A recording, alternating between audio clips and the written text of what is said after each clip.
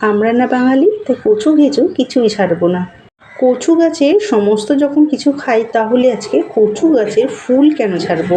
তা আজকে করলাম কচু ফুলের ভর্তা রেসিপি। প্রথমে কচু ফুল নোনা নিয়ে নিয়েছি, আর এই যে ওপরের হলুদ অংশটা এটা আমি নেবো, আর এই সবুজ নিচে সবুজ অংশটা এটা কিন্তু ফেলে দেবো। আর ভেতরের যে একটি শীষ রয়েছে সেটা কিন্তু ফেলে দেবো। এই যে আমি ডাঁটিগুলো কেটে নিচ্ছি, আর ভেতরে যে শীষগুলো রয়েছে এটা কিন্তু নেবো না, এগুলো কিন্তু ফেলে দিতে হয়। আর ওপরে যে সবুজ আর হলুদ অংশটি সেটা কিন্তু আমি কুচি করে কেটে নিয়েছি এখানে। সাথে কিন্তু খুব ভালো করে ধুয়ে নিয়েছি। এরপরে কিন্তু এইগুলো আমি সেদ্ধ করে নেব। কড়াই পরিমাণ মতন জল দিয়ে, জলটি যখন গরম হয়ে আসবে দিয়ে দেবো কচু ফুলের কুচিগুলো দিয়ে ভালো করে মিশিয়ে নেবো। সাথে কিন্তু 1 চামচ মতন নুন দিয়েছি যাতে চটজলদি সেদ্ধ হয়ে যায়। আর বিশ্বাস করো এখানে কিন্তু খুব বেশি সময় লাগে না, মাত্র 2 মিনিটে কিন্তু সেদ্ধ হয়ে গিয়েছিলো।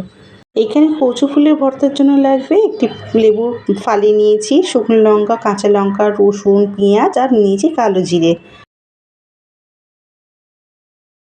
এরপর কড়াই পরিমাণ মতন তেল দিয়ে দিলাম সমস্ত কাঁচা মশলা, দিয়ে ভালো করে কিন্তু এগুলো ভেজে নেব।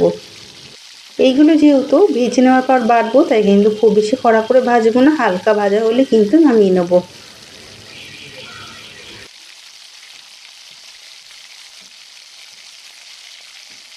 হালকা ভাজা হয়ে গেছে। ফ্রিজে কোনায় কিন্তু 3 থেকে 4টে চিংড়ি মাছ ছিল, সেটা দিয়ে দিলাম। আর যে সেদ্ধ করে রেখেছিলাম কচু ফুলগুলো সেটা দিয়ে ভালো করে আবার মিশিয়ে নেব। মিশিয়ে নেওয়া হয়ে গেলে পরিমাণ মতন হলুদ আর স্বাদ মতন নুন দিয়ে ভালো করে আবারও মিশিয়ে নেব। ভালো করে মিশিয়ে নেওয়া হয়ে গেছে, নামিয়ে নেবো। তবে নামানোর আগে দিয়ে নিয়েছি লেবুর রস। লেবুর রসটা দিয়েছিলাম ভয়ে ভয়ে যদি গলা চুলকায়, তাই কিন্তু দিয়েছিলাম, কিন্তু বিশ্বাস করো একটুও কিন্তু গলা চুলকায়নি। এবার এগুলো নামিয়ে নিয়ে ঠান্ডা হয়ে গেলে কিন্তু শিলনোড়ায় আমি খুব মিহি করে বেটে নেব।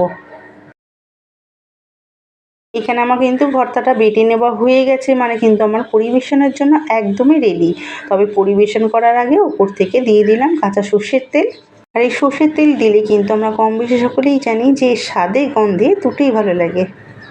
ব্যাস, এটা কিন্তু খুব বেশি ঝামেলার কাজ না, সেটা রেসিপিটি দেখে বুঝতেই পারলেন। একদমই কিন্তু চটজলদি রেসিপিটি বানিয়ে ফেলতে পারেন। আর যারা মনে করছেন যে না কচুর ফুল বা কচুর যে কোনো অংশ খেলে গল চুলকায়, আমি বলবো কচু ফুল যদি এইভাবে ভর্তা করে খান, তাহলে কিন্তু দেখবেন গলা তো চুলকাবে না, কিন্তু এইটা দিয়ে কিন্তু এক থালা ভাত আপনারা অনায়াসে কিন্তু শেষ করতে পারবেন। কচু ফুলের ভর্তা এইভাবে একবার হলেও বানিয়ে খান, এবং বাড়িতে বানিয়ে খেয়েই কিন্তু কমেন্ট করে জানাতে ভুলবেন না যে আপনাদের কেমন লাগলো। ফিরছি তাহলে পরবর্তী নতুনত্ব কোনো ভিডিও নিয়ে। ততক্ষণে ভালো খান, ভালো থাকুন, টাটা।